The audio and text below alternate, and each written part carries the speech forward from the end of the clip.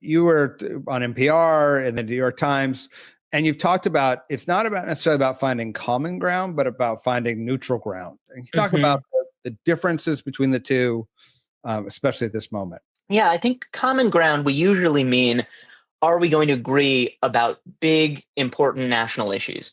And there might be more of that out there than we think, but we're pretty divided as a country. And the reason it feels like we're divided is that we're divided, right? We have really deep disagreements, and they're not just matters of opinion, right? I mean, I think that's very important that I see a lot of these things, and I know many of your listeners do, and also many people around the country.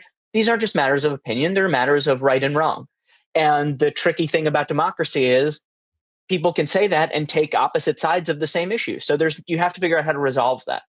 And one of the ways that I think we can come closer to resolving it, try to find a way forward, is to focus on what I think of as neutral ground, which is things that aren't coded one team or another, right? Starting with these basic things that, a lot of hobbies, oftentimes spent outdoors, these things that just allow us to spend time with other people who have very different views than we do, very different ways of seeing the world than we do, because I think that leads to this foundation of mutual respect. Not necessarily respect for every one of someone's ideas, but respect for them as a person, and this willingness to be curious and to learn. And when you have that, it doesn't change everything in life, right? There's no magic wand, but it creates the conditions where change can start to occur. And it means that it's a lot harder for demagogues to demonize us, right? To turn people against each other. They'll still try, but it makes their job harder instead of easier.